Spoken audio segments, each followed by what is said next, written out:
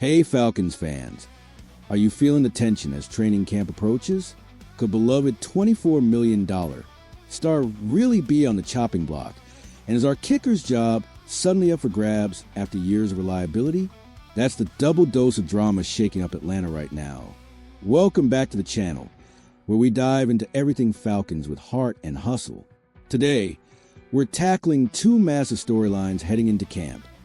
The uncertain future of quarterback Kirk Cousins, who might face a trade or even a cut, and the unexpected competition for kicker Younghoe Koo, a fan favorite who's under pressure for the first time in years.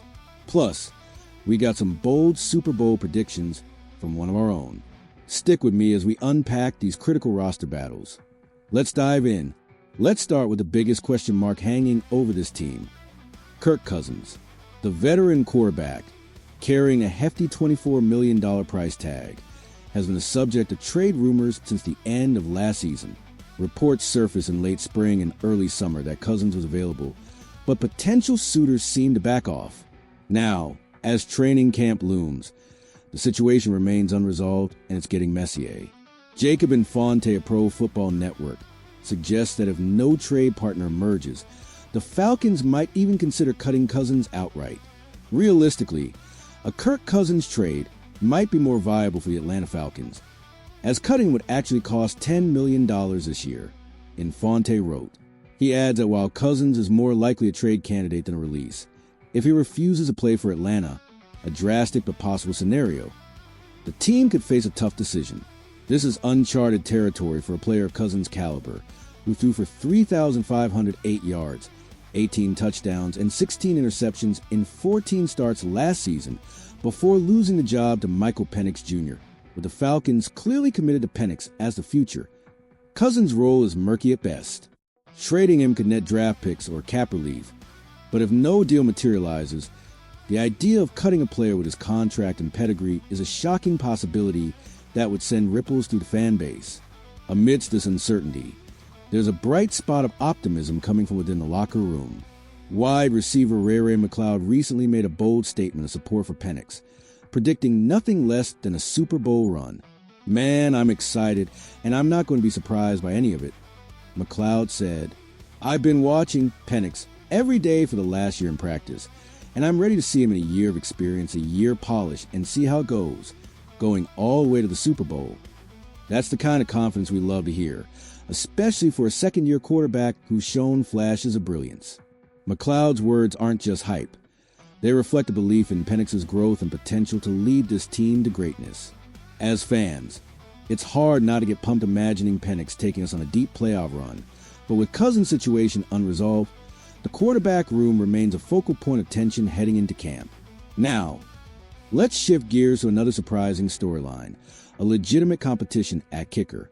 For the first time in 5 seasons, Younghoe Koo, a fan favorite since his Pro Bowl breakout in 2020, isn't guaranteed his spot. The Falcons have signed Lenny Creed, signaling a real battle for the job. Koo struggled last season, missing 9 field goals, though 2 were blocked, compared to just 5 misses 2 years prior. Special teams coordinator Marcus Williams came to Koo's defense, putting some of the blame in context. If Stephen Curry was going to shoot a three-pointer and someone blocked it, does that count as a missed 3 or a blocked 3? Williams asked. So, okay, he missed 7 unblocked. 2 years before, he missed 5. I'm not making excuses or anything like that, but not everything is on him in that regard. It's a fair point. Kicking isn't just about the kicker. Protection and conditions play a role. Still, 9 misses are a red flag, and the arrival of Krieg sends a clear message.